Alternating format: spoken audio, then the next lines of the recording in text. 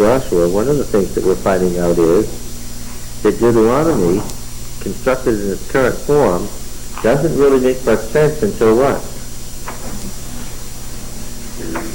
Yeah, there's some things in Deuteronomy that are absolutely hanging out there with no reason for their being there until you read Joshua and find out that he's setting you up for something. Now take a guess. We found out that Deuteronomy 29 is meaningless till we've read Joshua 9.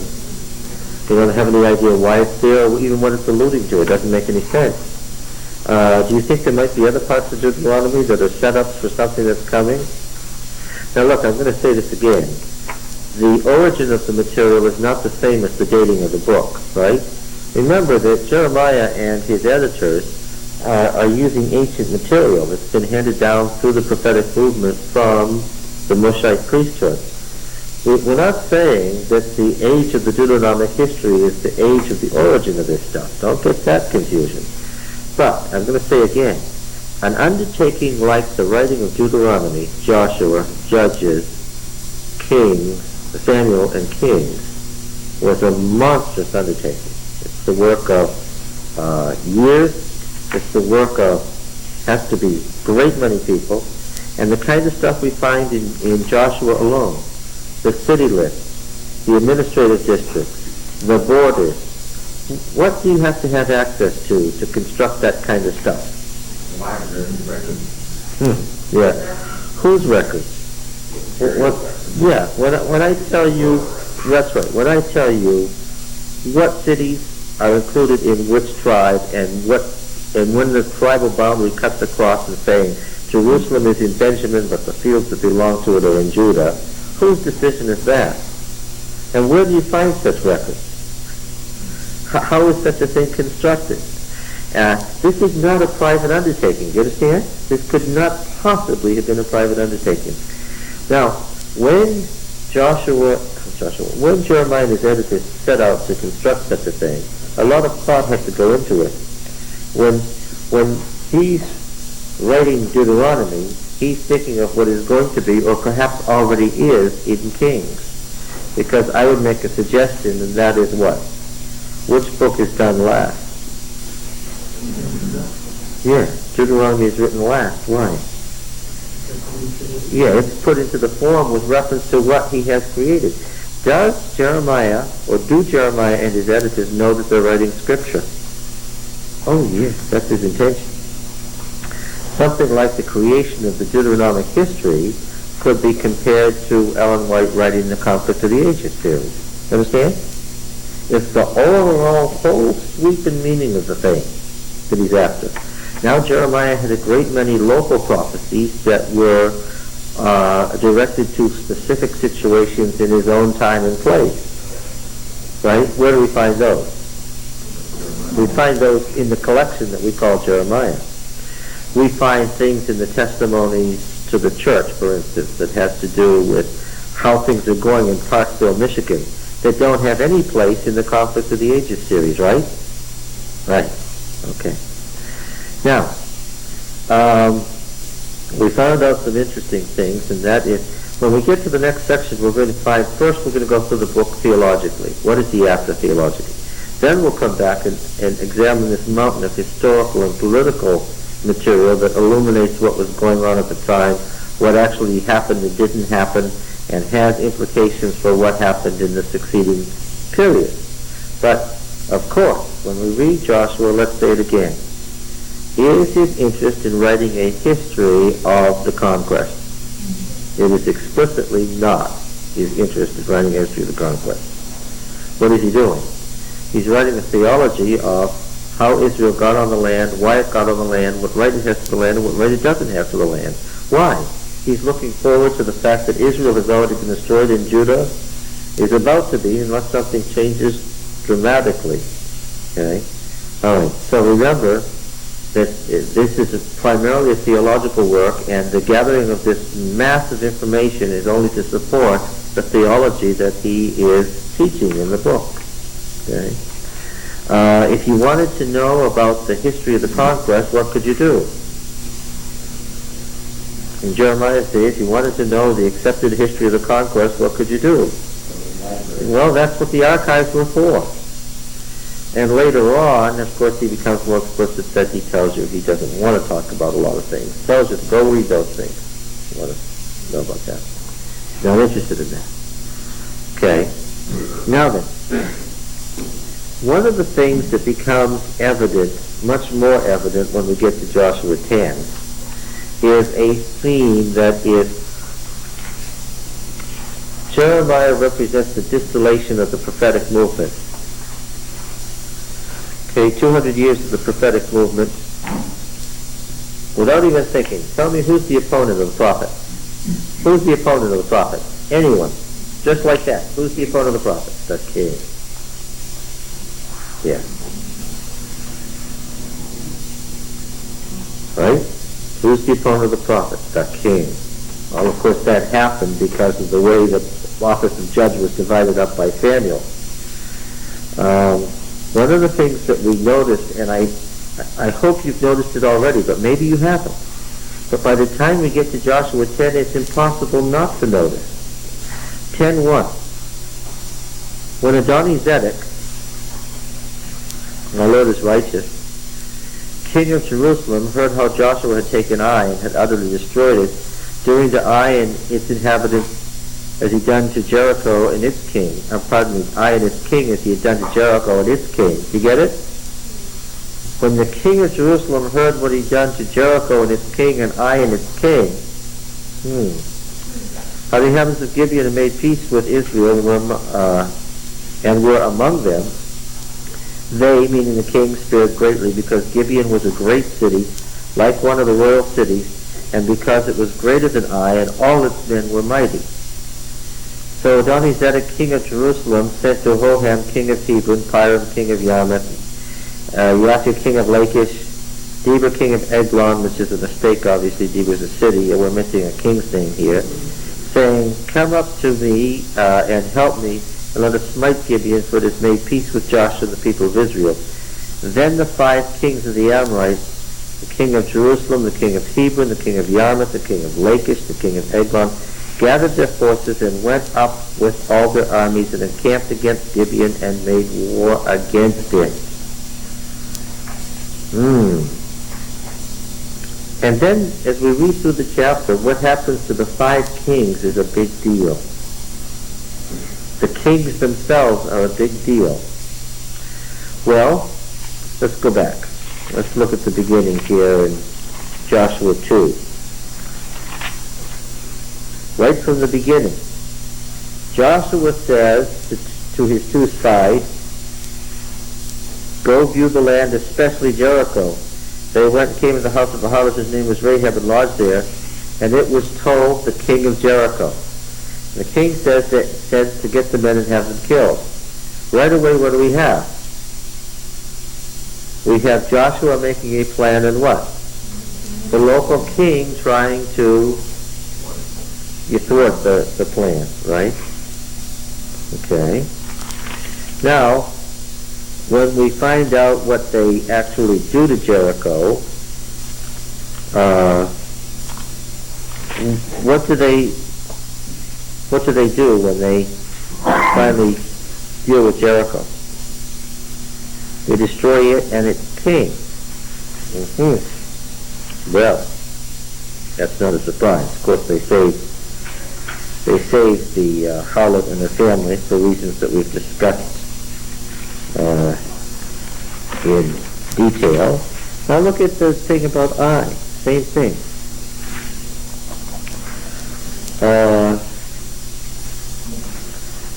Chapter 8. This is the next city. Yahweh said to Joshua, do not fear or be dismayed. Take all the fighting men with you and arise, go up to Ai.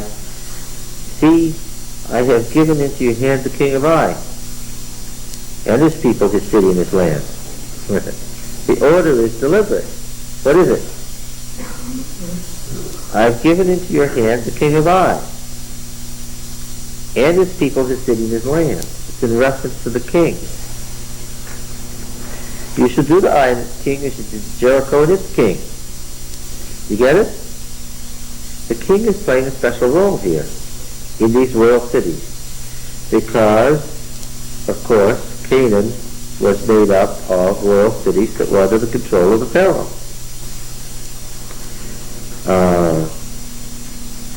14th century Palestine was a collection of city-states, walled cities with villages around them,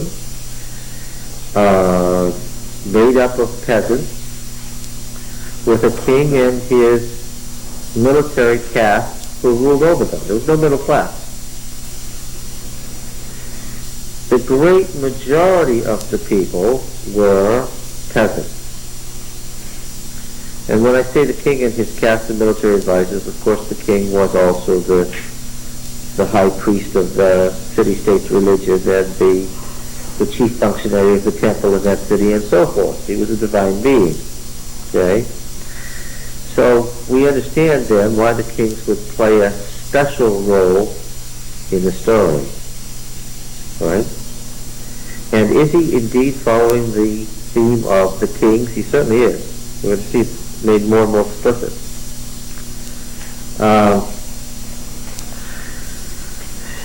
King of Ai, his people, his city, his land. Due to Ai, well, what does it say then?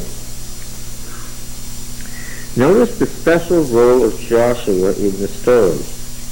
He goes up, right, with the people, with the fighting men. He approaches the city. And notice what it says in verse 9. So Joshua sent them forth, and they went to the place of ambush, and lay between Bethel and Ai, to the west of Ai. This is 8 verse 9. But Joshua spent that night among the people. Why is that significant? It's because something is being played off in the story. Okay?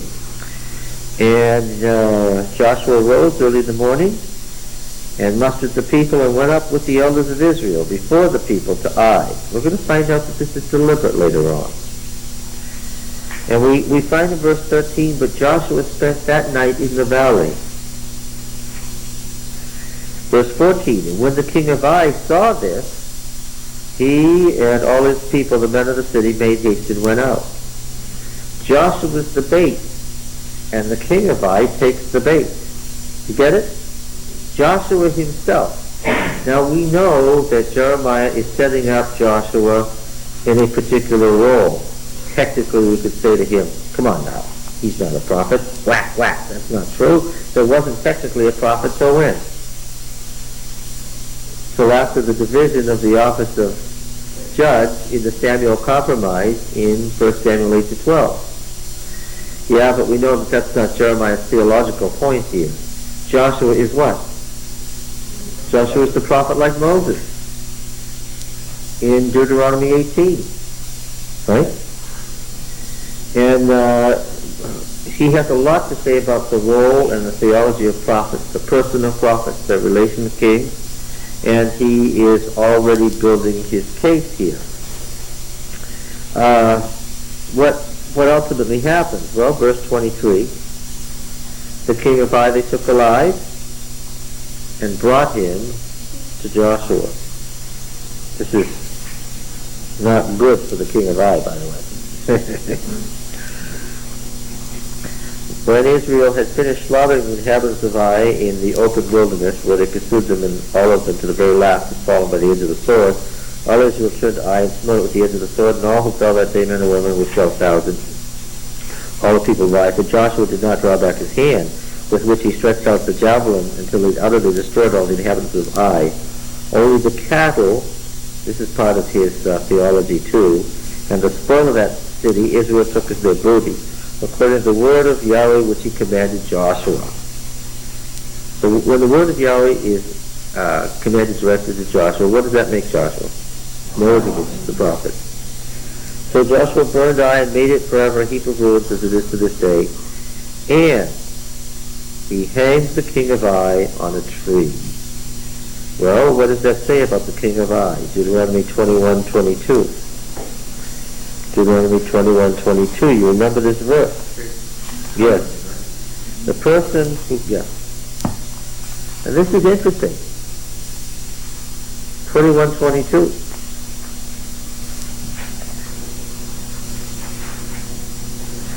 And if a man has committed a crime punishable by death. Let's stop there.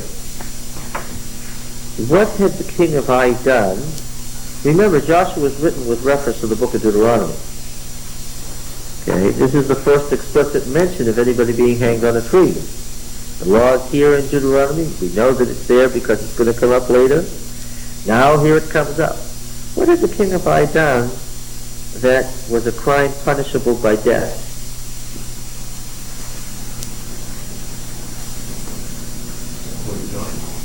What?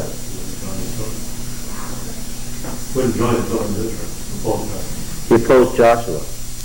Yeah, first you said he wouldn't join the children of Israel, which isn't really the point in Joshua chapter, what chapter is this that we're in here? 8. What had he done? Verse 14. Joshua stationed himself in front of the people as the bait. They were out in the open field, and the people in ambush were in the valley hidden. But what did the king do? He rose with all his people and made haste and went to the descent to meet Israel in battle. What did he intend to do? Kill Joshua. You've got to get it. The point is saying that Joshua spent that night among the people. The next night he spent in the valley. To tell us physically where Joshua is to say what? Joshua placed himself where the king of Ai could see him, and the king of Ai decided to do what? To kill him. And, catch this, when kings decide to kill prophets, we're going to see this later. Trust me, this is part of the theology. When kings decide to kill prophets, what happens to them? They get killed by prophets. We're going to see that a lot. What had the king of Ai done that caused him to be hanged on a tree? He tried to kill Joshua. That's the answer. All right. Now then, if a man has committed a crime punishable by death and he is put to death, and you hang him on a tree, his body, well, why would you hang him on a tree? Because a hanged man is cursed by God. His body shall not remain all night on the tree, but you shall bury him the same day, for a hanged man is cursed by God. So, Joshua is killing him and then hanging his body on a tree is to say what? This is somebody who what? Is especially cursed. Get it? Making a big point here. All right.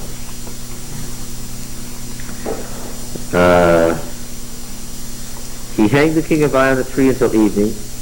At the going down of the sun, Joshua commanded they took his body down from the tree and cast it at the entrance of the gate of the city, raised over the great heap of stones which stands there to this day.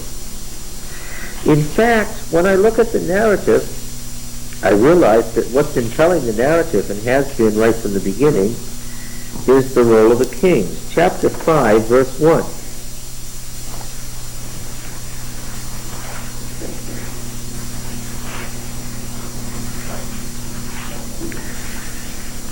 When all the kings of the Amorites that were beyond the Jordan to the west, and all the those are the people of the hill country, Amorites is the hill country, and all the kings of the Canaanites, using the proper Egyptian terminology, meaning those of the coastal plain and the Jezreel Valley and the northern Jordan Valley of Bethshan, and all the kings of the Canaanites that were by the sea, heard that Yahweh had dried up the waters of the Jordan for the people of Israel until they crossed over. Their heart melted, and there was no longer any spirit in them because of the people of Israel. When all the kings of the Amorites and the Canaanites heard, when all the kings of the Amorites and Canaanites heard. All right? Now, what do we have here? Verse 9:1. This is what's driving the narrative. 9:1. When all the kings who were beyond the Jordan in the hill country and in the lowland, same designation, all along the coast of the great sea toward Lebanon, the Hittites, Amorites, Canaanites, Perizzites, Hivites, and Jebusites heard. When all the kings heard this, they gathered together with one accord to fight Joshua and Israel. You get it? After standing here somewhere? Sounds like it. 10:1. What pattern do you think we're going to see? When Adoni-Zedek, king of Jerusalem, heard, get it, what Joshua had done, he gathered these other kings, he encamped against Gibeon, and made war against it. Right? Yeah. Now something's going to happen. 11:1. When Jabin, king of Hazor, heard this, right? What's moving us from narrative to narrative is what? Joshua does something, the kings hear it, and that creates the next story.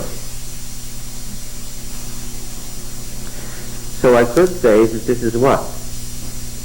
Joshua versus the kings of Canaan.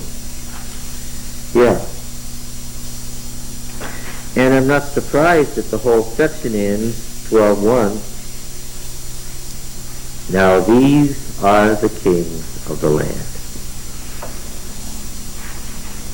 Verse 7. These are the kings of the land whom Joshua and the people of Israel defeated. Right? So we have a very special and very deliberate role for the king. And in fact, the kings, and the fact that these are royal cities, and that these are local city-states under the control of the Pharaoh, is part of the theology that's in coloring the book, and he hasn't made it clear yet. We're going to have to get further on to see where he's headed with this. So let's go back to 10 where we were.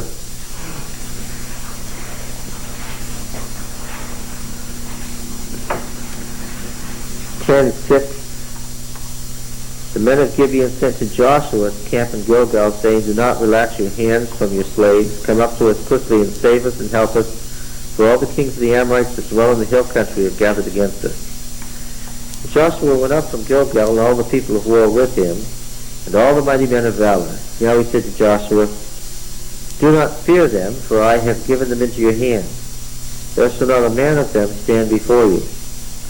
So Joshua came upon them suddenly, having marched up all night from Gilgal, and Yahweh threw them into a panic before Israel, who slew them with a great slaughter of Gibeon. He chased them by the way they ascent of Beth-horon, and smote them as far as Azekah and Makkedah on the coastal plain. They fled before Israel while they were going down the ascent of Beth-horon. Yahweh threw great stones from heaven on them as far as Azekah, and they died. There were more who died because of the hailstones than the men of Israel killed with the sword. As is always the case, and we saw in the preceding story, they killed a common man first, and then what does the story turn to? The king. Verse 16, these 5 kings fled and hid themselves in the cave at Makkedah. It was told Joshua, the 5 kings had been found hidden in the cave at Makkedah. Joshua said, roll thy stones against the mouth of the cave, put men by it to guard them, but do not stay there yourselves. Pursue your enemies, fall on their rear, do not let them enter their cities, for Yahweh God has given them into your hand. When Joshua and the men of Israel had finished slaying them with a very great slaughter, until they were wiped out, and when the remnant which remained of them had entered into the fortified cities, that's a very tricky verse, and we're going to come back to it. They were wiped out, you see, except for what? Except for those who weren't wiped out. All the people returned safe to Joshua at the camp at Makkedah. Not a man moved his tongue against the people of Israel. Then Joshua said, open the mouth of the cave and bring those 5 kings out to me from the cave. What did you say you were expecting? A big hanging? And they did so and brought those 5 kings out to him from the cave, the king of Jerusalem, Hebron, Yarmouth, Lachish, and Eglon. When they brought those kings out to Joshua, Joshua summoned all the men of Israel and said to the chiefs of the men of war who had gone with him, come near, put your feet on the necks of these kings. Those kings become these kings. Then they came near and put their feet on their necks. Joshua said to them, do not be afraid or dismayed, be strong and of good courage, which we've seen as a theme. For thus Yahweh will do to all your enemies against whom you fight. And afterward Joshua smote them and put them to death and hung them on 5 trees. And they hung upon the trees until evening, but at the time of the going down of the sun, Joshua commanded. They took them down from the trees and threw them into the cave where they had hidden themselves. They set great stones against the mouth of the cave, which remain there to this very day. Can we make a point about this hanging on the trees? They weren't hanging these people. They weren't crucified. No, they weren't crucified. They were killed and displayed as trophies. That's what the hanging in the tree was. Right. Hung them up. They're dead. Trophies. Yeah, they're dead. They hanged their bodies. Right. Oh, no. No. Drapes on the branches. The word smote there is a technical Hebrew verb for piercing somebody with a javelin or a sword. And I gather since javelin has been mentioned several times with Joshua, that the idea is that Joshua personally did what? He personally put them to death. We're going to see Samuel hacking the king Agag to pieces with a sword later. And that's the way prophets are. We're going to find that out with Jeremiah. And Jeremiah is only thinly veiling the fact that he's willing to kill Josiah's sons. And we're going to find that out later.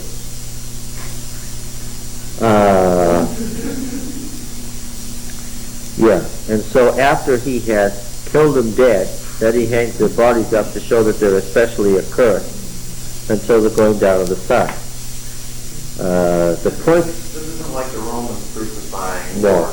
or the Scythians impaling or anything like that. They were killed quickly. They weren't tortured to death or killed slowly. They were whacked.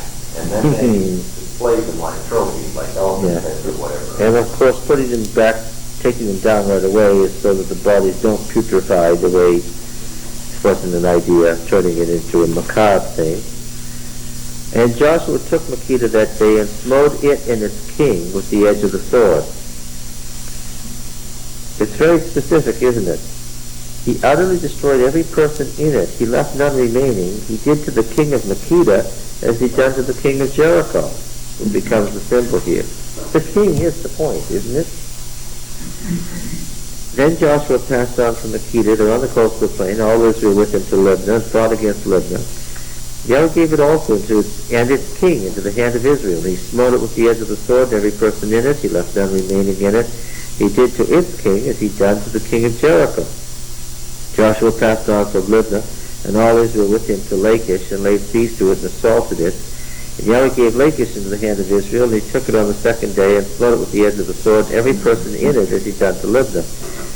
Then the whole king of Gezer came up to the help of Lachish, and this is true to the facts. The amount of letters show us that Gezer was in league with Lachish, and Gezer was the district capital of the Philistines, and Gezer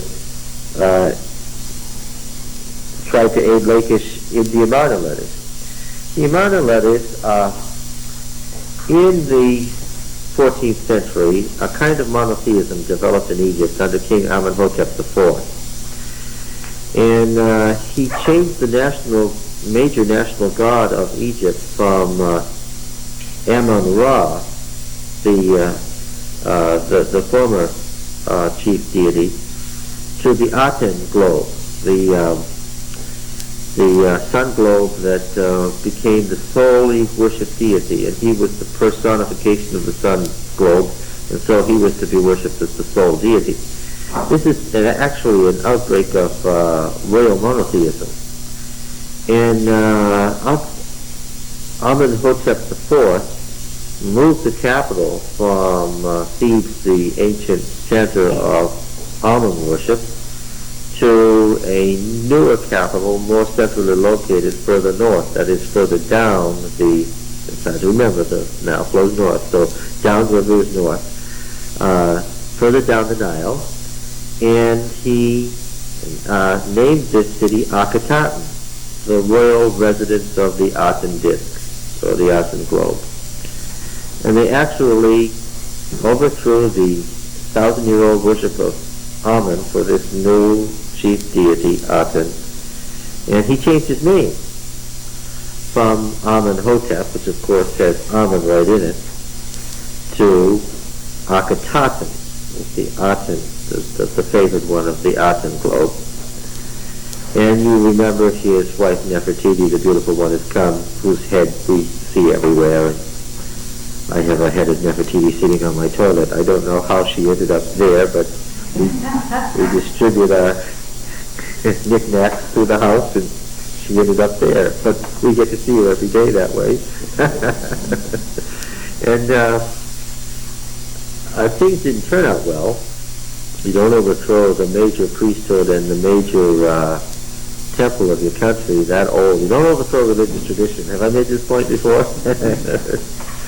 He came to a sad end. First, Queen Nefertiti disappeared, and then he was done in. And this capital then was left in total ruins. And this temple he had built in Thebes to the Aten globe, more than a mile long, was razed. This temple was more than a mile long, and they razed it to the ground and used it for paving stones. And you turn the paving stones over and make the incisions that show these great panorama. They put it all through computers so they can show you what the temple looked like and what these incisions carve out, what they say and mean, because it was pictographic, remember. Now, anybody who would raise a brand new temple over a mile long and turn it into paving stones means that they must have been a bit upset, right? And you remember what happened when Ahkenaten met his untimely and sudden death, and they razed his capital, and they moved everything back. This grandnephew of his suddenly was 9 years old, was taken over and made the pharaoh, and we know him as Tutankhamun, who was born Tutankhaten, and whose name was changed when Uncle died. Okay? Now this was just at the time of the high date of the Exodus would place the invasion of Joshua. Just at that time.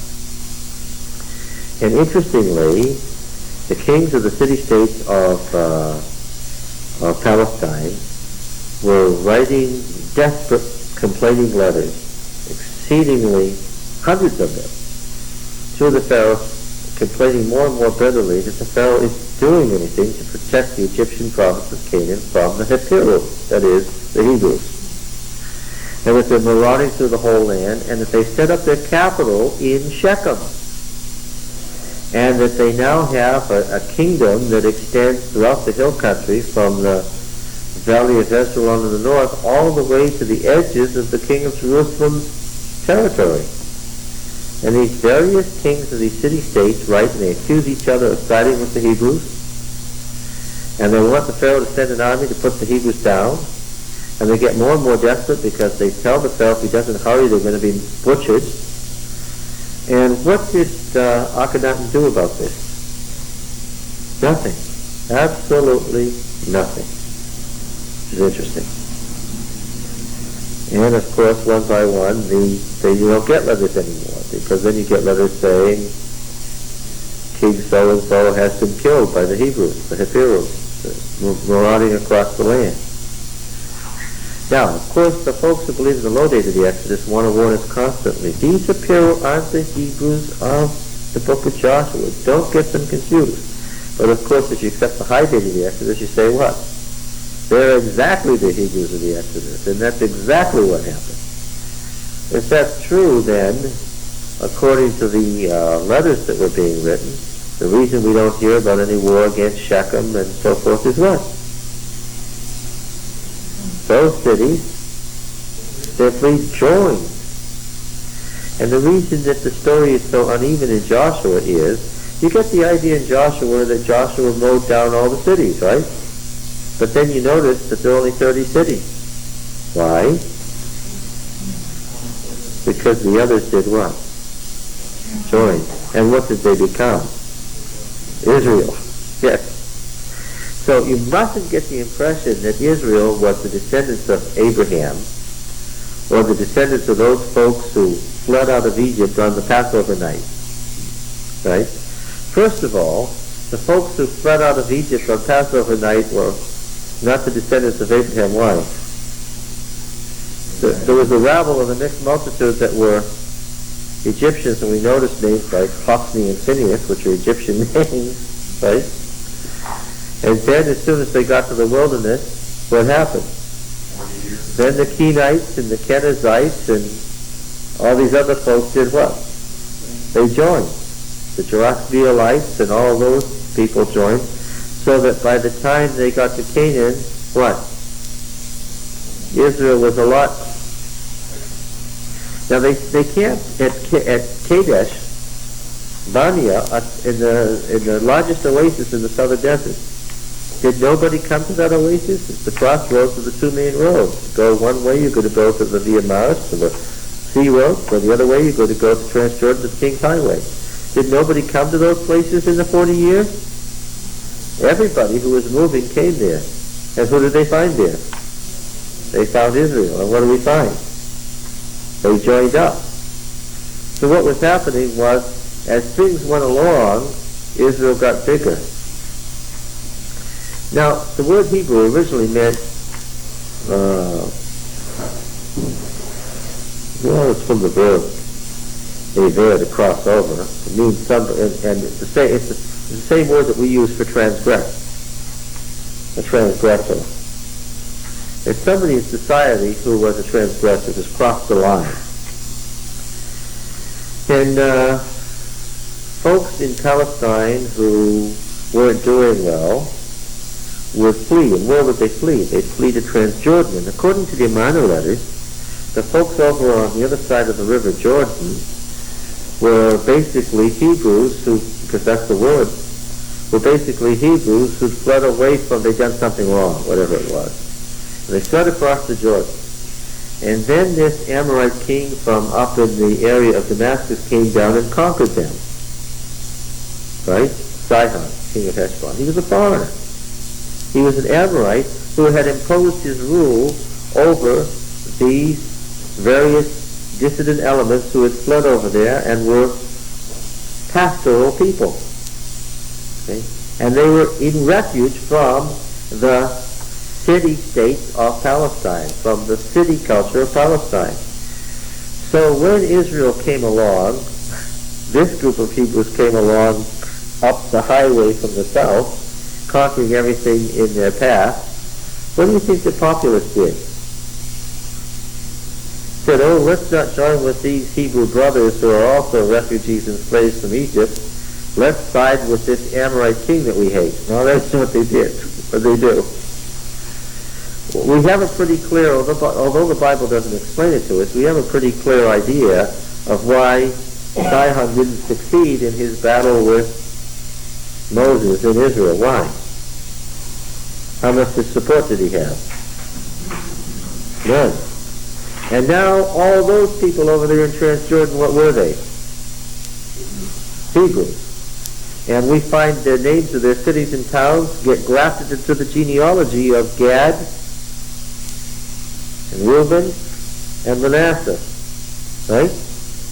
They just became the descendants of Abraham. They just became members of the tribe. Seeing these developments in Transjordan, how did the kings of the city-states feel? Well, it depends on which city-state, right? Obviously, the Gibeonites and the Shechemites said what? We don't like the Pharaoh anyway. Because what the Bible doesn't tell us was that Canaan was under the control of the Pharaoh at this time. And so what happened essentially was, we have a division of opinion, as always happens, right? And some said what? This is what we want, let's side with them, and others said what? We've got to stop these marauders at all costs. And it's those kings who made the decision to stop Joshua that come in for the drubbing here. Now, notice who's not getting slaughtered in all this. All those. We always hear, if you got the idea, if you had the idea, that Joshua came into Canaan and he went straight west and then he turned south and then he turned north, and by the time it was over the whole land was a smoking ruin, that didn't happen. Nothing even close to that happened. what happened according to the record as Jeremiah writes it. 30 city-states did what? 30 city-states opposed. And what happened to them? The king and their men were killed. Yeah. And some of them. Yeah. Those belonging to them who sided with them. Now, that's interesting because when I look back at Deuteronomy, I didn't notice it, but who was the enemy that was to be slaughtered? Deuteronomy 20, verse 10. Shorty, this is for you. We've already read over and over and over again by this point in Deuteronomy that you're to love the alien and the sojourner because you were an alien and sojourner in the land of Egypt. You're to love him and protect him, right? Why are they doing all this loving of aliens and sojourners? Because what? They're picking them up as they go along. Well, who is it? When you draw near a city to fight against it, offer terms of peace to it. If it answers to you as peace and it opens you, then all the people who are found in it shall do forced labor and serve you. It makes no peace, makes war against you, besiege it. When Yahweh your God gives it your hand, pull all its males to the sword. The women, the little ones, the cattle, and everything in the city, and all its spoil, shall take as booty for yourselves. You shall enjoy the spoil of your enemies, which Yahweh your God has given you. Thus you shall do to all the cities which are very far from you, which are not the cities of the nations here. But by the way, this is written all from the viewpoint of in Palestine, isn't it? But if the cities of these peoples that Yahweh your God gives you for an inheritance, you shall save alive nothing that breathes. In either case, what's being attacked? In either case, what's being attacked? A city. What is a city? Huh? Who lived inside the city? What was a city? Center of government, religion, economic. What defined the city? It had walls. That's the biggest thing that defined the city. How did you know when you were in the city? If you noticed a wall before you got to the center, you were in a city. The very word Ir, which is translated city, means fortress, fortification. That's the definition of the term in Hebrew. We could say, if we wanted to, instead of cities, what? Fortresses. We could say fortresses, and to get across the idea in our mind of what we're talking about here. Now these fortresses, where the king and his noblemen and his military, and the temple, of course, which was what gave the city its power because of the local deity, all of that was part of the city. And then the peasants who lived outside the walls in all these villages, they had to do what they were told. Why? Well, yeah, and also, not just, it's protection in the mafia sense. You give me your money and I'll protect you. Yes. Well, who do I need protection from? You may feel you need protection from me, but don't worry about it.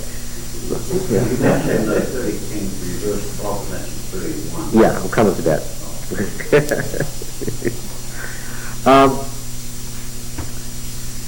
Now, if you lived in Bethlehem, for instance, which was in the district of the city-state Jerusalem. How do I know that? I read the Amana letters. King of Jerusalem told me so.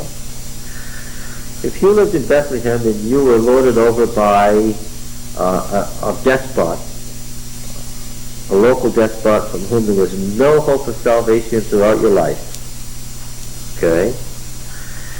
And you heard that this marauding band of Hebrews had very, very humane laws and protected the poor and the dispossessed, and that it was a people who worshipped a moral God who wasn't cruel or vengeful.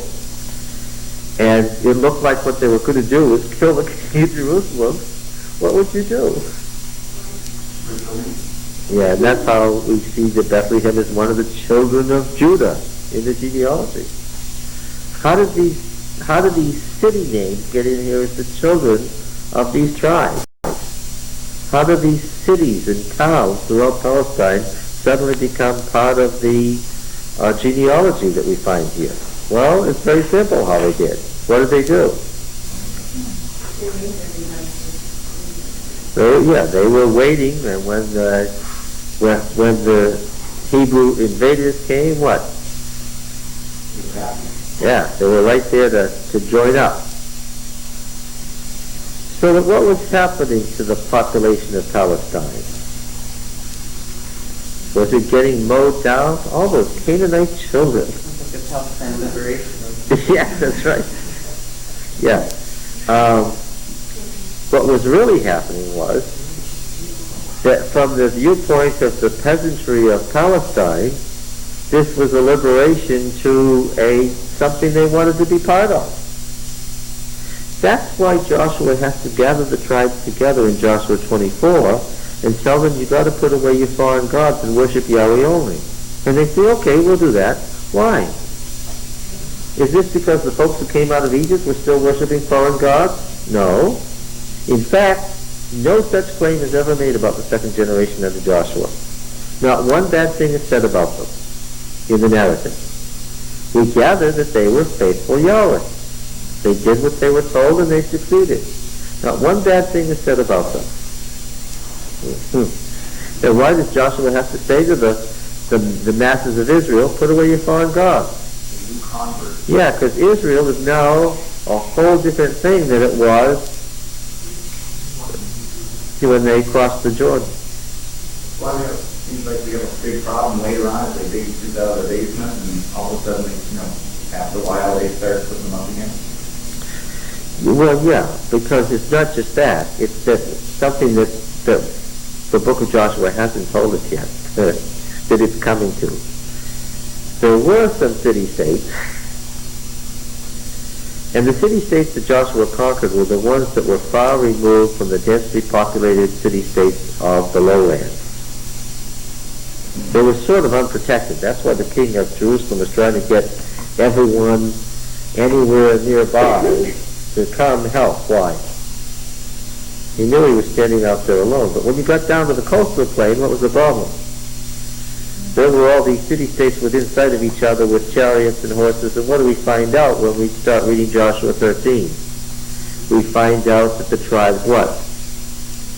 Couldn't conquer them. And so there's all these Canaanites that are still there. That's the rest of the story, right? Okay, now, back to Joshua. So the pattern that develops is simply this.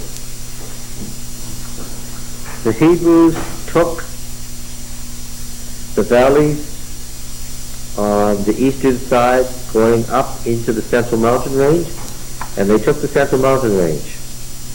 And they couldn't take the foothills, and they couldn't take the lowlands. So where is Israel massed now? No, where is Israel massed at the end of the conquest? Along the central mountain ridge, the spine of the country. Okay. All right, now let's see where are we? What's happening here? Libnah, verse 31, and Lachish. Then verse 33, Gezer's attempt to help Lachish. Joshua smote him and his people, and he left none remaining. Joshua passed on with all Israel from Lachish to Eglon. They laid siege to it, assaulted it, and took it on that day, and smote it with the edge of the sword. Every person in it he utterly destroyed that day as he done to Lachish. He went to Hebron and assaulted it. Now this is strange because Hebron, we find, is overcome by not Joshua, but Caleb. Yeah. And that Hebron is nowhere near these other cities, so this is strange. And then he turns back to Debir, which is nowhere near Hebron, and so these last two are very strange and suspect in the list. It's king and all his towns, okay. We're going to find out more about Deber, for instance. When we read Joshua 1, what do we discover? Verse 11. This is after the death of Joshua, chapter 1, verse 1. Do you see Judges 1:1? What are the opening words? After the death of Joshua. And then I read this in verse 11, Judges 1.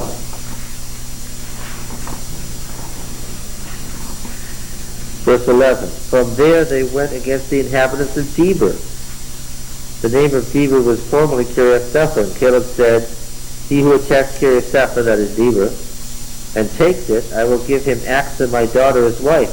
And Othniel, the son of Kenaz, Caleb's younger brother, took it, and he gave him Achsah, his daughter, as wife. When she came to him, she urged him to ask her father for a field, and she alighted from her ass, and Caleb said to her, what do you wish? He said to him, give me a present, since you've set me in the land of the Negev, the southern Judean desert, give me also some water springs. And Caleb gave her the upper springs and the lower springs, and that's a very detailed story about the taking of Deber. So you see it's a little suspicious that Joshua took it, two cities that are far removed from the coastal plain, way up in the Judean area, when in fact we find out that after the death of Joshua, it hadn't been taken and Caleb directed taking. Can we go back to Shechem? Yeah. Shechem I want to go back to was already in Shechem. possession of Jacob and probably remains so it's not surprising that they would have wound up on that side anyway. That's right. We find it handed over to Manasseh in the second half of the book of Joshua without any comment about how it happens, it and all its sub-cities happen to be in the possession of Israel. And that's what Joshua does. It doesn't comment on all the cities that were possessions of Israel because they came over. And by doing that, either intentionally or unintentionally, he leaves you with the impression that what? Because we don't live there in the 13th century, we don't know all the towns, we don't know that what? There's a lot more towns that aren't being conquered, that end up in Israel's possession. And so it gives us the false impression, surely, that what? That Joshua went in there and killed everybody. But when we look at it more closely, that isn't what happened, and it isn't what the book claims happened at all. And it's not what the book claims God told him to do either. What do? You wipe out the cities that what? Resist you. If they're right in among the tribes. Oh. All right, now. So here's the famous verses. He has explained in some detail what this traditional statement means. So Joshua defeated the whole land, the hill country, the Negev, and the lowland and the slopes, and all their kings. He left none remaining, but utterly destroyed all that breathed, as the Lord God of Israel commanded. And Joshua defeated them from Kadesh Barnea to Gaza, and all the land of Goshen, as far as Gibeon. Joshua, this is the southern area. Joshua took all these kings and their land at one time. This is the southern coast of what we call the Gaza Strip today, because Yahweh God of Israel fought for Israel, and Joshua returned and all Israel with him to the camp at Gilgal. Okay. All right? So that's the southern, and the southern, it turns out that the southern campaign is a campaign of poorly defended cities in the southern desert that the Pharaoh didn't care about anyway. Joshua has done something rather careful here that we haven't been told about. While he is attacking Egyptian city-states protected by Egypt and often fortified with Egyptian troops, he's been very selective in destroying those cities that the Pharaoh didn't care much about. What cities in Palestine would the Pharaoh have cared about? What cities would he have cared about and marched forth with a vast Egyptian army had they been touched? Coastal cities. What? That's right, what? Trade and highway. Yes, the highway. You see, if the king of Jerusalem gets slaughtered, that's oh well. Because the king of Jerusalem is a pain in the neck and costs the Pharaoh money. Right? He has to keep fortifying it and marching up there to protect it all. But it's not the same with the city of Gaza. Why? All the trade moves through there, and what? A huge amount of money comes in from controlling the Via Maris. Anybody attacks every single time. There's plenty of Egyptian records. Every single time anybody attacks one of these city-states that touched the Pharaoh's control of the road, what happened immediately? The Pharaoh was right up there with an Egyptian army dealing with it. Even if he had go all the way to the Euphrates. The Egyptians made it a policy, never let that pass by. They knew they could never control Palestine if they let people mess with the cities along the road. Well, not like then, but they, remember what I've been saying about Israel. Israel is doing what in this process? Israel is rapidly doing what? Getting bigger. And as it's getting bigger, what would be the answer to your question? They needed more space, and by the time we get to Joshua 1, we find out that they're hurting for space, and where are they looking? They're looking down the slopes at what? All those cities, and they're saying to themselves what? We need those cities. What shall we do? Weren't they all looking for economic reasons Well, and all of that? the Pharaoh wanted to get control of both the Via Maris and the King's Highway. I said this morning. Remember, the Aramean states and the states along the northern Mesopotamia wanted to control the inland road. Right? They knew they couldn't do too much about the sea road, the Via Maris, but they knew that getting the Pharaoh's army across the Jordan into the hills of Transjordan was hard, and they could control that road. It was the great goal of every power to somehow be able at some point to gather enough strength militarily to do what? To get control of both roads at the same time. So David did that? David did it. He was the first person in history who got control of both roads at the same time. And that's why Solomon was rich. And that brought in enough money that he could have kept a huge army and had they been careful, maintained that empire forever. Once they got control of it, they had the wealth to keep an army strong enough to hold off the Assyrians and the Egyptians forever. But what? What did I say this morning? What happened? They made war on each other. If the Hebrews hadn't made war on each other, they would have been in fine shape. Yeah, okay. Now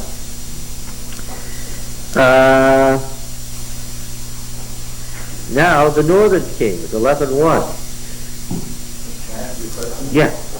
Said there were 30 cities that they conquered and killed the king.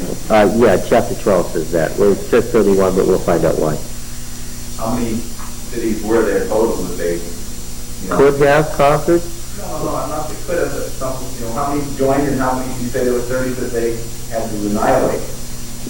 So you must have the knowledge of being able to tell the total number of cities that there were at the time. The ones that joined versus the ones that didn't. I would say there was twice as many cities that didn't join as did in the area that they actually settled down in to live in. Only 15 joined them? Mm-hmm. Oh, I thought there was a lot more than that. Remember, we're talking only about cities. It doesn't represent the whole population, because the evidence is that outside the cities, as soon as you got within spitting distance of those walls, the peasant class did what? They joined Israel like that. How many, other than cities, how many other peasants were out there? Yes, that's the point. Trying to establish how big was it. It looks like the Israel of the Judges period was about 2.5 million people. Isn't that interesting? Why? because that's the number that we find in Numbers as the size of Israel. Yeah, so that's called retrojection, writing it backwards. Right. All Israel left in the Exodus, they're saying. All Israel left in the Exodus. Well, we know that not one soul from the outlying districts of Deber left in the Exodus. But they're counted as if what? As if they did. In other words, no matter who you are, that was our ancestors that what? That fled across the sea that night. Isn't that an implication for the salvation story? Oh, yeah. It's good to know that Israel was making converts. Yeah. Yeah, and it helps me. Why is the rest of it? A lot of people can be saved from the Yes, and it is response to what the truth is at the moment, too. So if you're an accountant, that's off the numbers. Yeah? You would have to say, okay, it was 6 to 12,000 people who left Egypt, and they say it's 2.5 million because they had 2.5 million by the time they were done with the story. When the Passover night they left Egypt, there were 6 to 12,000 people. By the time they settled down and said, we conquered the last city, we don't have to fight anymore, they had 2.5 million people. What's that? 2.5 million people walk a long time to take across the Red Sea. Well, that's the problem. You see 2.5 million people and the Gaza Strip's only 70 miles long. What's the problem? I explained this to you before. Get them 6 wide and 3 feet apart from each other, and what? The front end of the column is leaving the northern end of Palestine before the back end of the column has gotten out of the Nile Delta. This is a problem. Yeah.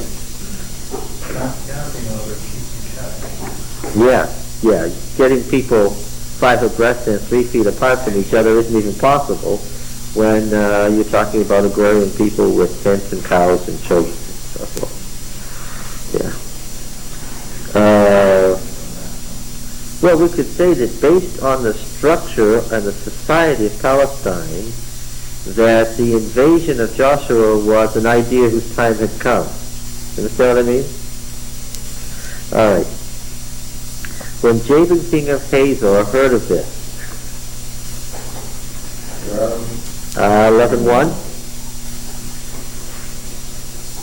he sent to Jobab, king of Madon. Yeah, they probably got the hours confused. That's probably Mirar, the city of Mirar. And to the king of Shimron, and to the king of Akshaph, and to the kings who were in the northern hill country, the Arabah south of Kinneroth, that's the lowland south of Kinneroth, that's the Lake of Galilee, and in the lowland, and in Naphthath Dor on the west, to the Canaanites in the east and the west, the Amorites, Hittites, Perizzites, Jebusites in the hill country, and the Hivites under Hermon, in the land of Mizpah. And they came out with all their troops, a great host, in number like the sand that is on the seashore, with very many horses and chariots, and all these kings joined their forces and came and encamped together at the waters of Merom to fight with Israel. I think the problem here is that the geography is unknown here. Yeah. I mean, we think of all the countries. We live in the United States, which is a very big space geographically, and we forget that the part of the territory that we're talking about here, say from the northern end of Galilee to the southern end of the Dead Sea, is only slightly larger than the state of Massachusetts turned on in. That's right. You took Massachusetts and stood it up. That's just about the land. That's just about the size of the whole area. State of Massachusetts, right? Yeah, not very big. No. Yeah. And the area that they conquered and lived in initially, the central hill country, is about the size of Worcester County. So that's what you're talking about. Okay? That puts things in perspective, It's not a big piece of land. Yeah. And we think these big, huge numbers, and we think like, oh, wow, the Great Plains or something, but it isn't. Right. It's a dinky little piece of geography. Yeah, what made it important was that it was the land bridge. It was not its size or its mineral wealth or anything like that. It happened to be its location. stuck between the Mediterranean Sea and the Great Arabian Desert. And no natural ports along the thing, so they couldn't use the ocean because there weren't any ports. You couldn't just go down to the local port, get on a boat, take it to Egypt. And before camels, you couldn't go very far out in the desert. Even with camels, you couldn't go very far. You couldn't go across. So. We wouldn't have these cities. It'd be like saying, well, we went and fought Lancaster and we moved into Clinton and That's right. Sterling and Exactly. Holden. Makes sense, huh? When you think about it that Yeah. way. You get 30,000 people marching around it.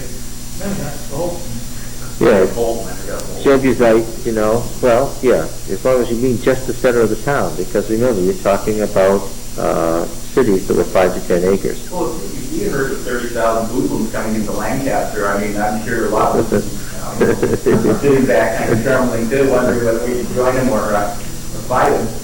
Unless you were a peasant who was being oppressed by the king of Lancaster. Right. I mean, if you've read the plaques, like the one that's right across the street there, Yeah. I mean, that's very much the culture and society, the setting that we're talking about is kind of the same thing. It's the local peasants in a very small town, maybe a couple of hundred in the village of Lancaster being attacked by 500-600 Indian and French warriors. Yeah. Yeah, King Philip's War. 16 of the 64 English towns were destroyed. 25% of the population. And some of those towns are 30 people. I think I remember that. Okay, and it was a war, just like these wars. And it'd be just as real if you were out there and you had 100 men and they had 100 men and you were getting killed. It'd be just as real, wouldn't it? Yeah. Yes. Well, okay, now this is interesting because here we have chariotry and we have the lowland. Yahweh said to Joshua, do not be afraid of them. This is an escalation here. But tomorrow at this time I will give over all of them slain to Israel. You shall hamstring their horses and burn their chariots with fire. So Joshua came suddenly on them with all his people of war by the waters of Merom and fell on them. Yahweh gave them into the hands of Israel, smote them and chased them as far as greater Sidon and Misrephoth-Maim, eastward as far as the valley of Mizpah. And they smote them until there left none remaining. And Joshua did to them as Yahweh bade him. He hamstrung their horses and burned their chariots with fire. There's precious little detail here, I might say, too. I really like it. What? I don't know. Huh. Never heard that before. And Joshua turned back at that time and took Hazor, smote its king with the sword, for Hazor formerly was the head of all those kingdoms. All these little kingdoms in Galilee, that's why it's called Galilee of the Nations. You want to read a very interesting book. This book that Yagel Yadin produced after conducting the Hazor excavation is a model of, an absolute model of how to produce a book. He gives you great technical information, and right there on the page that he's talking about, you can't, it's hard to visualize what he says. And you turn the page, and there it is, there's the reference, and this is what he's been explaining. And this is a beautiful book, beautifully illustrated. Even the beginner can understand the 22 levels of the upper city of Hazor and how it related to the lower city and so forth when you read a book like this. Great illustration. What's a book like this? This was published in the 70s. A book like this today would probably be so expensive that you wouldn't even be able to produce it. But this is Yagel Yadin. The title is Hazor, Random House, the rediscovery of a great citadel of the Bible. Okay, Hazor was one of the greatest cities in Palestine. It was the largest city in Palestine at this time. Over 200 acres, a massive city. We're talking, they come into it, start talking to these people, and people are joining. How many people kept moving around with Joshua as they went from area to area? People must have stayed there and said, oh, well, I'm going to join this guy, I'm going to stay here in my house. Oh yes, that's right. The encampment was at Gilgal. The people of Israel lived in Gilgal. The men of war were going out with Joshua. How many were there? We don't know. Yeah, they don't have a guess. No, because we don't know what the word Eleph is supposed to mean in these accounts. It means tribal chieftain or or military unit, and we don't know how large the military unit was, and later it came to be Aleph, the word for thousand. So, there were 600 of these military units in Israel. And now we call them 600,000. How big were the military units? If you can tell me that, I'll tell you how many men were with them. Obviously, it's starting less than 1,000 per Right. military unit. The word is based on the Assyrian army that came to have 1,000 people in each one of its, what's the word I'm looking for? What's the word? No, battalion is way too big. Platoon is way too small. What's the word for 1,000 people? No. Oh, I'm really bad here. We'll find it out and bring it back to you next week. Regiment? Company? There's a specific military word in our army for 1,000 people. We'll come back to it. Now, let's see. I want to center again on verse 12. And all those cities of those kings and all their kings Joshua took and smote them with the edge of the sword, utterly destroying them as Moses, the servant of the Lord. Remember what the servant of the Lord means. What does it mean? He's a prophet, had commanded. But, okay, that's what verse 12 says. But now notice, Shirley's still reading with us, what does verse 13 say? Verse 12 sounds like they mowed every living person down, doesn't it, Shirley? Verse 13 says, but none of the cities that stood on Tells did Israel burn, except Hazor only. That Joshua burned. And he did burn it. You see, what these cities were made of was stones that went into the ground, in giant stones up to a certain level. And then everything above that was not made of stones. They didn't build a wall 30 feet high made of stones. They didn't have the technical ability to do that. They got stones down here so you couldn't break through the wall. Massive, 20 feet wide, heavy stones. But what was above it? What? Mud brick held together with what? With straw. And then plastered over, so it looks like a nice, smooth, solid wall. But what's the problem? If you get a fire going and you get it hot enough, what's going to happen? That whole thing is going to turn into a conflagration that's unbelievable. And what you get then is you get an ash layer this thick, and what do you have? What is that? That was the city, right? In Lachish, the thing was 12 feet thick of ash, and then down in the pit they found the 1,500 bodies with the garbage on top of it. The Assyrian army killed everybody, threw them into the cistern, and what? Threw their garbage, their pig bones and everything, right on top of the populace.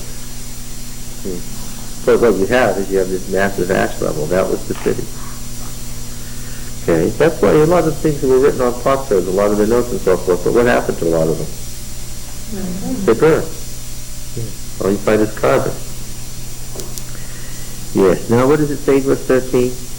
But none of the cities that stood on mounds did Israel burn except Hazor only, that Joshua burned. And all the spoil of those cities and the cattle the people of Israel took for their booty, but every man they smote with the edge of the sword, until they destroyed them. They did not leave any that breathed. Let's go back to Deuteronomy 20 again. I want to get this straight now. We've already seen that Jeremiah follows the theology that you can interpret the law of Moses various ways if what? If you're a prophet. If you try to do this and you're not a prophet, what's going to happen? You're going to get cursed. All right, now 20 verse 16. In the cities of these peoples that Yahweh your God gives you for an inheritance, you shall save alive nothing that breathes. All right? Joshua 6:21. 6:21. This is about Jericho. Remember, Jericho was under the ban. It was a thing devoted as a whole burnt offering. The word cherub means devoted. It was a votive offering to the Lord. It was vowed to the Lord. So the whole city was a whole burnt offering. Verse 21 says, then they utterly destroyed all in the city, both men and women, young and old, oxen, sheep and asses with the edge of the sword. So what is everything that breathes? Well, what does it mean, everything that breathes? People and animals, men and women, everything that breathes. Okay. Thank you, Sherry, for clarifying that so quickly. 8:2. 8:2. And we noticed this before. We stopped and pondered this. We've no sooner stoned to death Achan and his family, including his children and all his animals, everything that breathes, for stealing something that was vowed to the Lord. Then the Lord gives this direction: and you shall do to Ai and its king as you did to Jericho and its king, only its spoil and its cattle you shall take as booty for yourselves. Now the law says in Deuteronomy 20 you can only take booty from distant cities. And here the Lord tells Joshua what? Take the booty. Kill Achan for doing that, and as soon as he's dead, what? Go get some booty for yourself. So that's interesting, isn't it? Okay. What could they have possibly meant by a distant city anyway? One that wasn't even in Palestine, like if they attacked Damascus or something? No. That's the land that yet remains. You've asked a question that pertains to Joshua 1. Judges 1. Yeah. What did I say, Joshua? Yeah. There's a different set of borders for all the land that they're supposed to control and all the land where they live in. We're actually going to find that there are 4 sets of borders in Joshua, and one is where Israel is, one is where Israel is and rules over the Canaanites, and one is where Israel rules over distant peoples, but it's in its sphere of influence, and then there's the region beyond. It's buffer state. What Joshua looks forward to is an empire. The book of Joshua describes an empire. All right, so now, Deuteronomy was looking forward to an empire. Take a guess. Take a wild guess. Does such an empire appear in the Deuteronomic history? Yes. When? Yeah. Good question. Okay, now, where were we? 8.2, we already did 8.2. 10.20.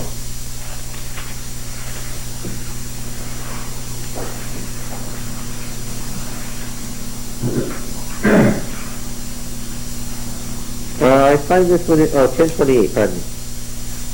Then Joshua took the Makkedah that day and smote it and its king with the edge of the sword. He utterly destroyed every person in it, left none remaining, making it clear that what?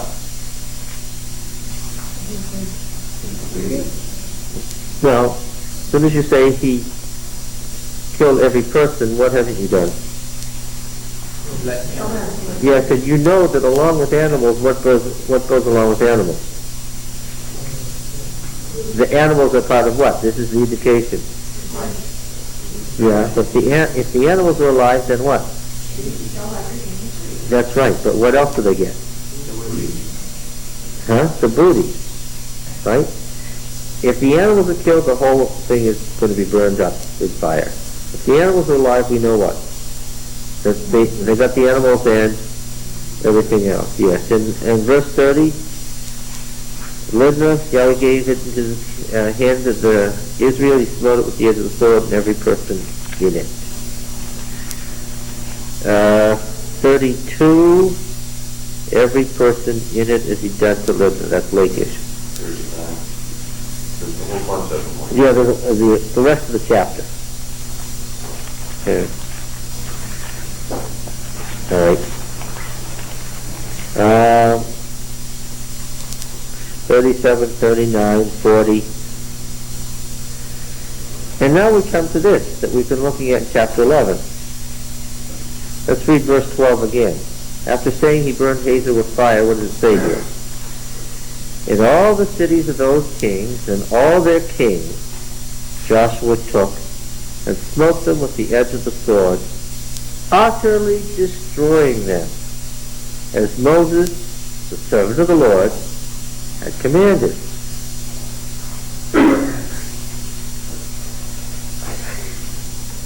What was it again that was supposed to happen in Deuteronomy 20? Everything that breathes, and don't touch any of this stuff. And what is actually the case now? We've killed the king and those who adhere to him, but what? Everything else, he didn't burn all the cities that stood on hills. Everything else is what? It's still there. Yes. But, yeah?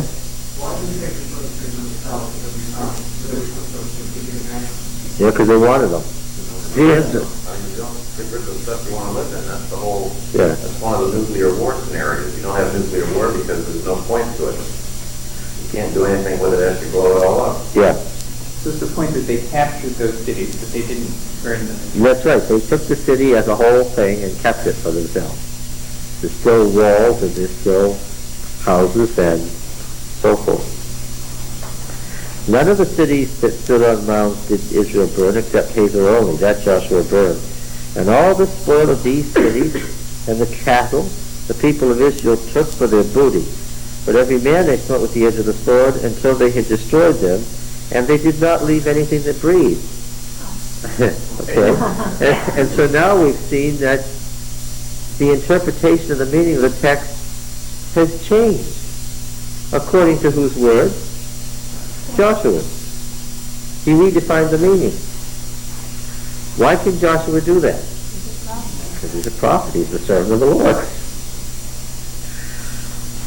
And then the text makes it clear that that's what it means in verse 15, because the text says brazenly, as Yahweh commanded Moses his servant, so Moses commanded Joshua, and so Joshua did. He left nothing undone of all that Yahweh had commanded Moses. That's as explicit as you can get. Which means when it comes to prophetic writings and their interpretation, and it comes to another prophet, there are ways and there are ways. Right?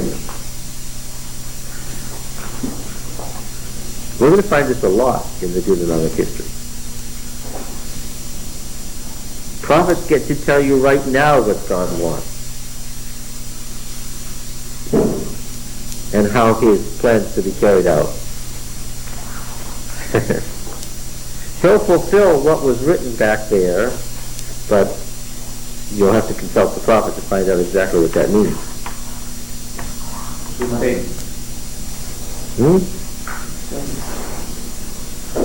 Okay. So what happens when you find a prophet that says this thing is 1939, and he says this thing is 1969, and changed this again in 1989? When is he telling the truth?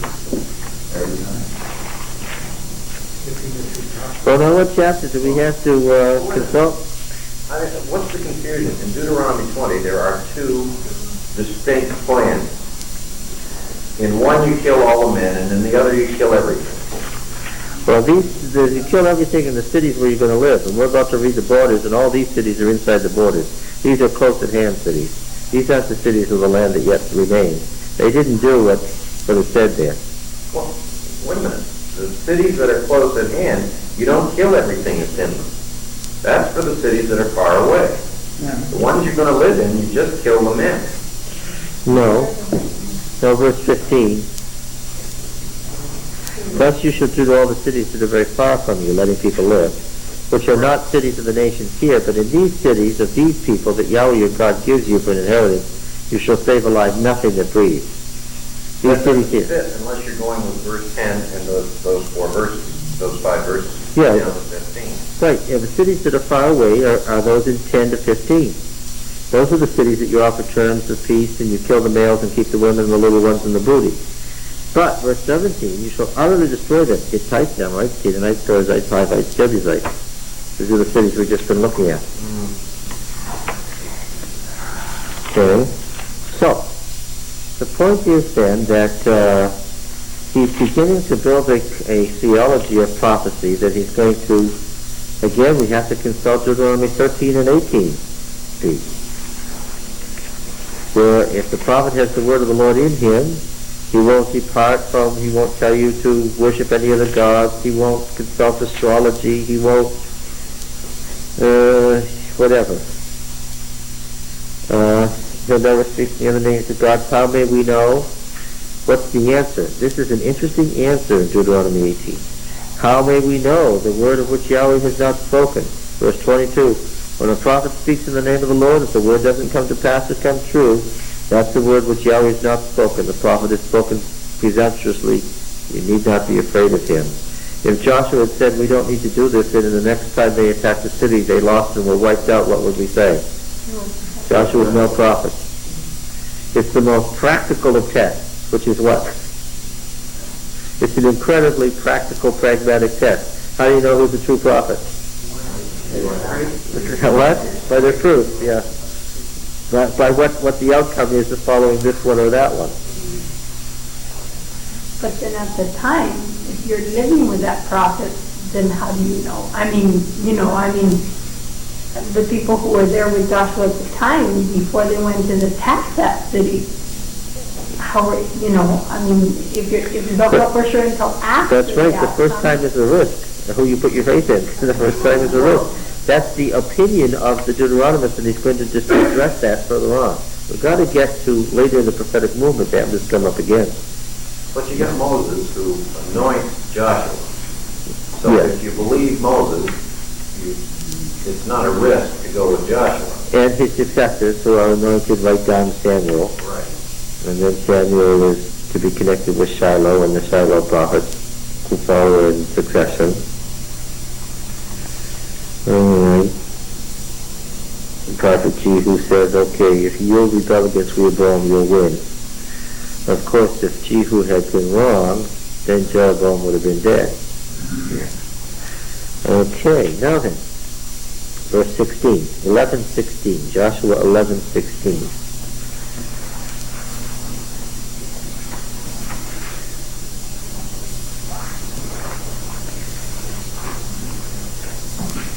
So Joshua took all that land, the hill country and all the lowland, the land of Goshen, Arabah, the hill country of Israel, its lowland, from Mount Halak that rises towards Seir, as far as Baal of Gad, in the valley of Lebanon below Mount Hermon.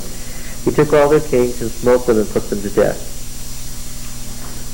Joshua made war a long time with all those kings.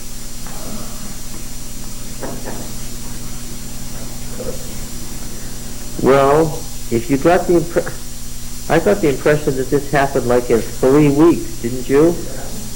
Sounded like one day they left Gilgal and a month later they came home and the land was in ruin. And once again, that's what you get from a superficial reading. But what? He's saying what? This happened over a long period of time.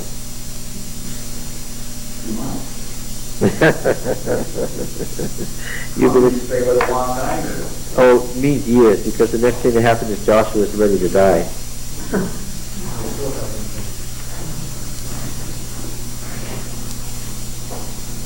Right? 30 years. 30 years, right? So he was 40, then he was 80, then he died at 110, 30 years. That's his long time. King a year. Well, in fact, that's... Yes. That's something that Jeremiah is getting to. Because the people didn't always follow what God wanted. Do you think that as he wrote, he knew that he was intentionally creating these questions? Now, I want to say something that's pretty clear. We get these statements like 10 verse 40, Joshua defeated the whole land, everything that moves and so forth, and this is what, those are the traditional statements. Please understand that in Jeremiah's time, people thought what? Thought that that's what happened, just what you thought happened. And part of his purpose in writing Joshua was to say what? Nothing remotely like that happened. This is how it happened. Okay. Let me say again that Jeremiah and the editors were involved in a revision of the sacred history. And they had fundamentals that and do? Oh yes. Oh, I'm sure there were folks who were appalled. I have no doubt that the first folks who read Joshua were more concerned than you are about some of the things that are in here. Remember that they had a triumphalist religion. Their state religion, the religion of Judah, the state religion, which was the religion of the covenant with the house of David, was what? God made a deal with David. It was what? It was unconditional. Israel may have been destroyed and gone away, but that's not going to happen to Judah. Why? God made a deal. If David would build this temple and conquer the land for God, then what? Then God would take care of David and his house forever. And the temple will stand forever. And no Assyrians and no Egyptians and no combination thereof is ever going to conquer this place, no matter what. After all, aren't we the same people who walked in here and slaughtered the entire populace to get this? Didn't God kill everyone in our path to give us this land? And what? And now that we're here, what? We're never going anywhere. This was particularly pronounced in Jeremiah's time. Why? Let us recall. The Assyrians had attacked Jerusalem, hadn't they? The most powerful empire in the history of the world. They had attacked Jerusalem, and what happened? Yes, good. When the king woke up the next morning, his army was dead, and what did people say? Bubonic plague or no, natural cause or no, what did people say? When folks tried to destroy Jerusalem and the king on David's throne, what? Folks get killed. So we don't need to worry about it. And what was Jeremiah busily engaged in? Folks, you better start worrying. Why? God made no such deal. This is what really happened. Okay, now.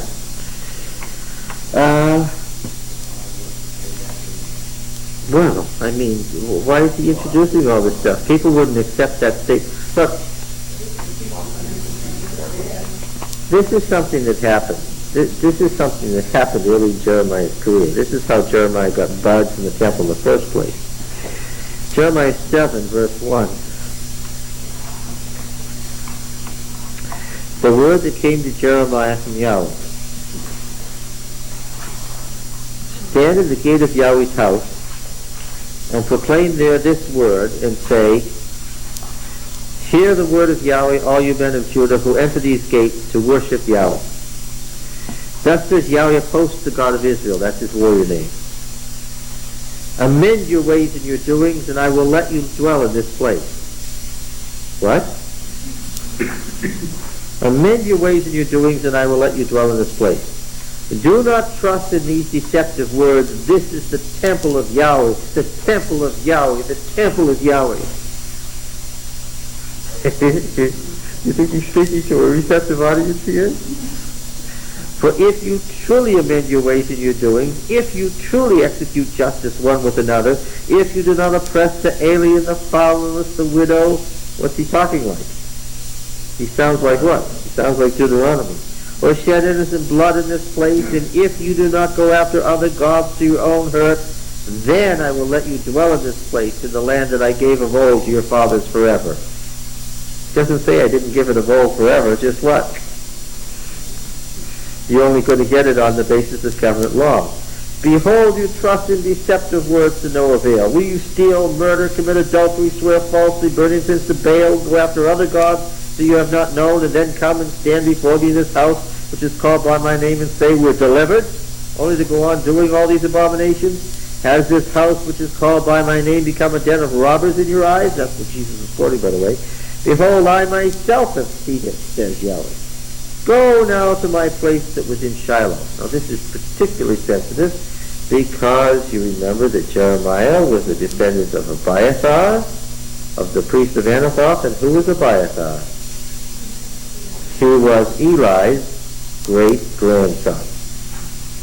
So that what? Jeremiah is the last representative of what?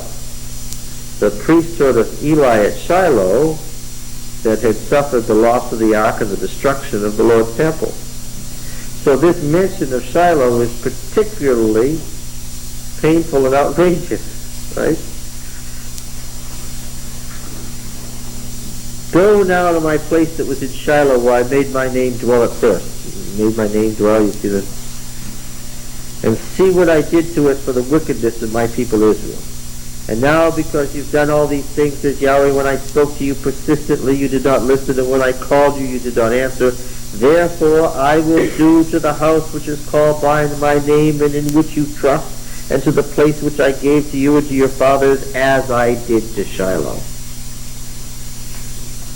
So, and as for you, do not pray for this people or lift up cry or prayer for them, and do not intercede with me, for I do not hear you. That's a direct reference to what? Moses did what when the people were about to be destroyed? He interceded and saved them.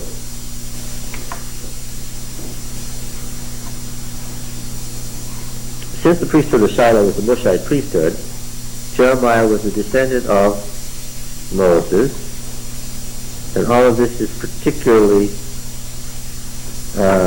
personal. And so he goes on at great length about this. What happened as a result of the famous temple sermon?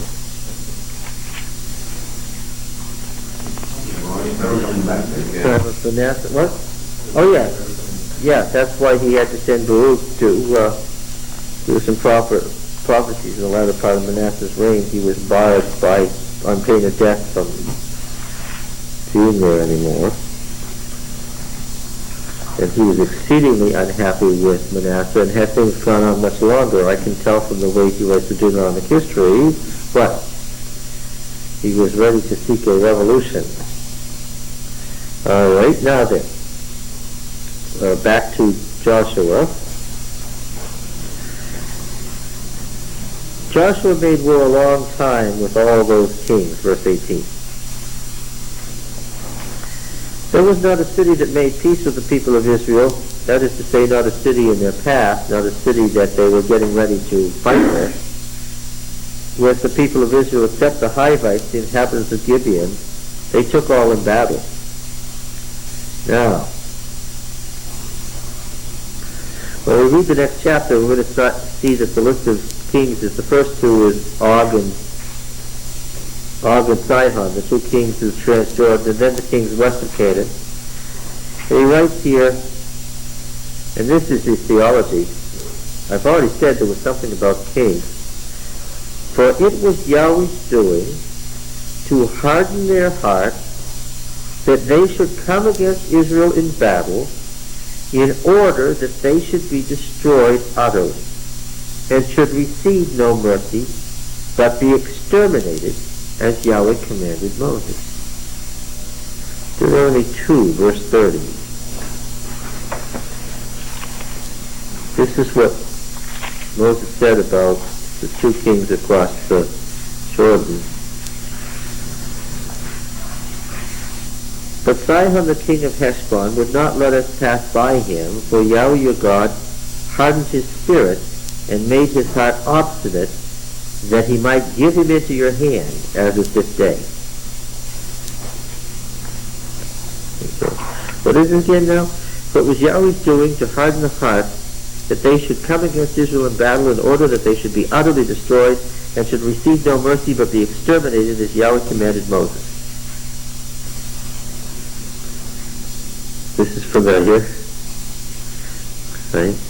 We saw this in P about Pharaoh. Oh, another theological point. Who were the Anakim again? We read verse after verse in Deuteronomy. We compared verse to verse, and what did we discover? What were they? The giants.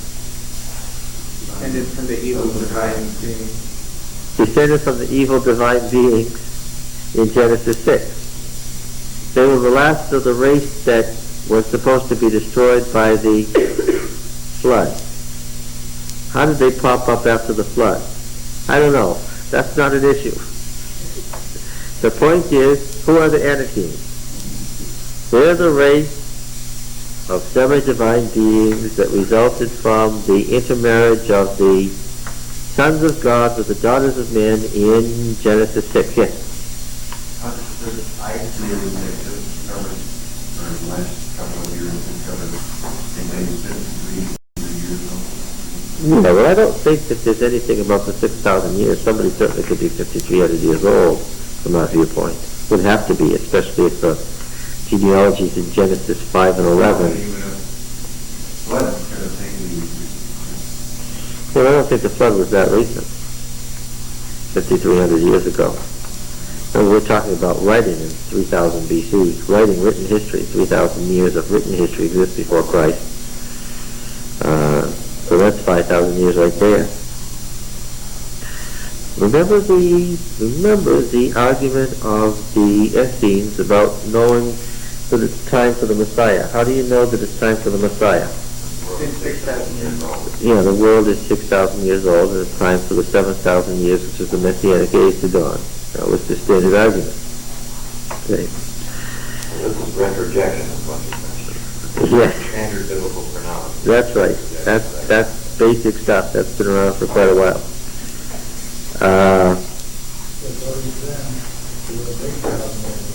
Well, if you took them literally and added on a couple thousand.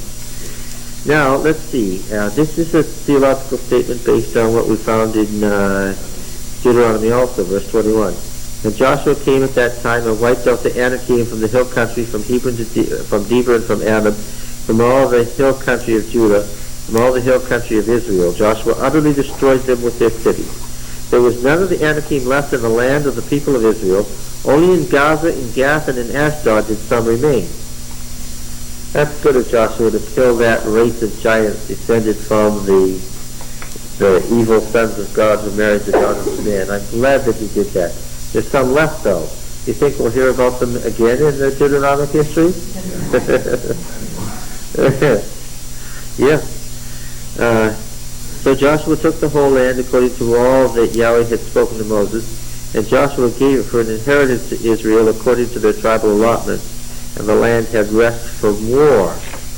We're going to find out more about that momentarily. This statement, the land had rest from war, of course, is a theological statement that we're going to see again later. Really, the narrative continues in chapter 22. The land had rest from war, 22:1. Then Joshua, 22:1. There's an insert here. The narrative continues in chapter 22. Then Joshua summoned the Reubenites, the Gadites, and the half-tribe of Manasseh, and said to them, You have kept all that Moses, the servant of Yahweh, commanded you, and obeyed my voice in all that I've commanded you. Do not forsaken your brethren these many days, down to this day, but have been careful to keep the charge of Yahweh your God. And now Yahweh your God has given rest to your brethren, as he promised you. Therefore turn and go to your home in the land which your possession lies. That's the next story. But there's an insert at this point. And the insert functions in much the same way as the insert does in Deuteronomy, where you have the law. This insert is about the division of the land. We'll come into that momentarily. Let's read chapter 12. Now these are the kings. We have noticed that the kings have been the motivating factor in this whole story.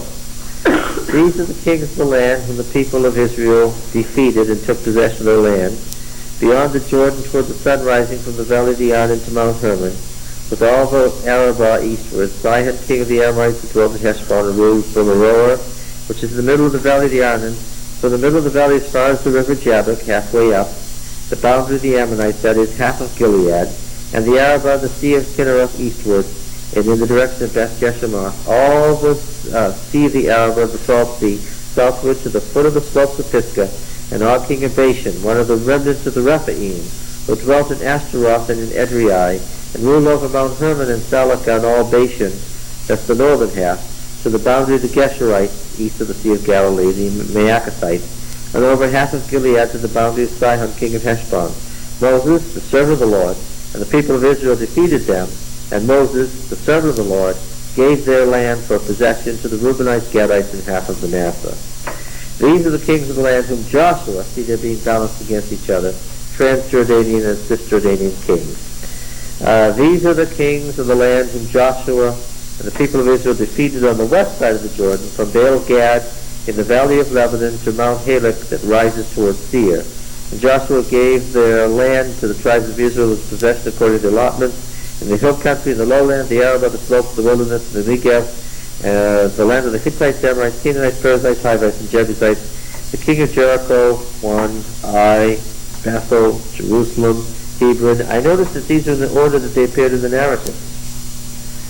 Yarmouth, Lachish, Eglon, Gezer, Deber, Geder, that is Gerar, doubtless, that's just a mistake, because the D's and the I's always look alike in Hebrew. Hormah, Arad, Libnah, Adullam, Makkedah, Bethel. That's interesting. Bethel's in a strange place in the list, and we never heard about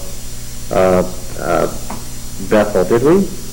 We heard about Ai. Yeah, we heard about that. Back here when, but it's between Bethel and Ai that they lay the ambush. Yeah, it doesn't say anything about destroying the city of Bethel, but it becomes a temple city very quickly. Bethel must have been one of those cities that they destroyed and didn't record a document about. Well, Bethel must have been alive, because when you look in verse 17, it says there wasn't a man left in Ai or Bethel that went not out after Israel. So, Okay. Tapua, Hefer, Aphek. There it is. There's the mistake. The king of La Sharon.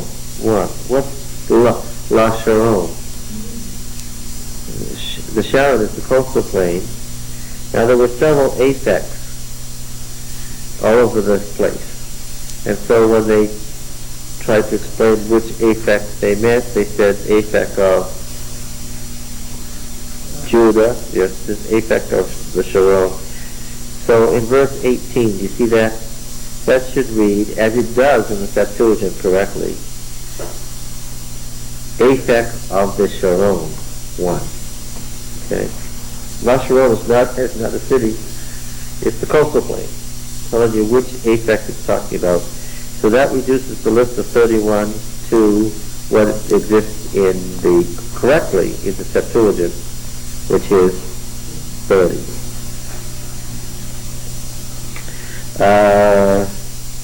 Madon, Hazor, Shimron, Akseh, Ta'anak, Megiddo, Kadesh, Jokneam in Carmel. See, there's another example of where you have the same town name twice and tells you which place it is. It's Jokneam in Carmel, just like the other one. Dor in Naphas Dor, same thing. King of the Goyim, the nations in Galilee. Tirzah in all 30, as it reads in the Septuagint. Okay. How did they try to join when these people are trying to Yeah, if you lived in Bethlehem, how did you know what tribe to join? When the Judahites came and conquered Hebron and Jerusalem, what family did you belong to? You were now Judeans. That's the answer. If you lived in Shechem, what did you become? No, you weren't Shechemites, you were what? Oh, Benjamin. I said it a number of times, what tribe does Shechem belong to? Wouldn't it be one of the bigger tribes, since it was Joshua 17. Texting me here, right? 17, this is a good example of answering your question. Joshua 17 and verse 1. Then allotment was made to the tribe of Manasseh, for he was the firstborn of Joseph. To Machir, the firstborn of Manasseh, the father of Gilead. Now what is Gilead? Yes, where is it? It's the northern half of the Transjordanian area we've just been looking at. Reuben, Gad, half the tribe of Manasseh were across the border, so now on the other side of the river. And now we find that Machir is the father of Gilead. There's a good example of genealogies, political genealogies. Do you remember the very first one we encountered when there were so many frowns and puzzlements on your faces way back in Genesis 10, the table of the nations? And I said, this is not a genealogy, it's a description of the politics of the period of the empire. My, they were concerned. People didn't know if they'd gotten themselves into some sort of heresy. But that was those who had already survived Genesis 6, the sons of God, and the daughters of men. If they're going to have a heretical statement, I wish they'd put it further into the Bible in Genesis 6. To Machir, the firstborn of Manasseh, the father of Gilead, were allotted Gilead and Bashan because he was a man of war. It tells you that Gilead is a place. The allotments were made to the rest of the tribe of Manasseh by their families. And here are their families: Abiezer, Helek, Asriel, Shechem, Hefer, and Shemida. These were the male descendants of Manasseh, the son of Joseph, by their families. And those aren't male descendants, those are names of cities. I don't think that's that way. It's written like that. No, that's exactly what it says. I'll take another crack at it. I'm kidding. They express relationships, political, military, religious, in what terms? In terms of a genealogy. Remember? No. Oh, you weren't there then. Okay. All right. So, people in Shechem become Manassites. They're grafted right into the genealogy. So it's certainly a short way to stick them all in there. Yes, they're all descendants of Abraham now. Right? I was just thinking, so the Jews, I mean, who are they? They're just a whole bunch of... That's right. Who are the Jews? They're Semites, descendants of ancient Semites. Yeah. It's not like... That's why you use Semites. anti-Semitism. Yeah. Yeah. If you thought of the Jews as descendants of Abraham, that was because you hadn't read Joshua yet. But today, isn't it that the religion that is Judaism? Yes. That's right. Today, a Jew is anybody who espouses Judaism. But we still do the same thing. I mean, the most common example is George Washington, the father of our country. Yeah. That's a there's a genealogical representation. Yeah. Uncle Sam. Sure. You're on a roll, Don. Yes? I got it. I know you're talking about. Yeah. Right? I can't hear you. We know who our father is. It is really. Well, technically, no. But it was tradition. Religious tradition said every Jew was what? The descendant of Abraham. And what have I said about religious tradition? You don't overthrow tradition, yeah. Now what was the, the greatest city in Palestine was Hazor with over 200 acres. In fact, I think it was 222. And since many cities... How big this is. It's really I big. have no comprehension of what 200 acres is. Very large, a square mile. I know what 100 A square mile is 240? It's 640. Third of a square mile. Does that make it plainer? I mean, like from Main Street in Lancaster, how far? From here down to the town hall, over to the Langdon Road. I think it's perfect. Well, when we take our trip to the Middle East as a class, we'll go up to Hazor and we'll just walk around, and you remind me that you couldn't picture it then. Then, I don't know, the summer after next. All right, now, let's see. I need you to do some reading. I've got to have you do some reading. You've got to do some reading, all right? This is a textbook. We bought this book and said this is a textbook. Now we're going to actually use it, our investment. What is that? This is Bright's History of Israel. I want you to read the part about the conquest. No, I might as well read the whole chapter. Exodus and Conquest. You really got to read it this time. Without further ado. Chapter 3, Exodus and Conquest. Okay? Now, this is the other textbook. Ahkenaten's Land in the Bible. Alright? It would be worthwhile to read the background so you know what he's talking about, which is chapter 1, the general setting. A lot of that you already know, the bridge between the continents and all that kind of stuff. Chapter 2, the land of many contrasts. 3, roads and highways. These are very short chapters. Chapter 4, boundaries and names. How do you know same name? I don't think I want you to read all about the Egyptian sources, the Palestinian sources, and so forth. But I would like you to read Israelite Conquest and Settlement, Part 2, Chapter 2. In my book, it begins on page 174. Read right down through the Judges and the Philistines and everything. Israelite Conquest and Settlement. This next section is going to be much easier if there are some folks with some general knowledge in this class. Alright. Questions, comments? What is it? Yohanan Aharoni. Is it? Can you spell Aharon in English? Aaron. Aharon. Aaron. Add an I to it, and you got Aharoni. Just means little Aaron.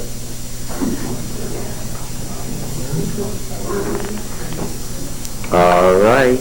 It's been great fun. See you next week at 4 o'clock. Bye.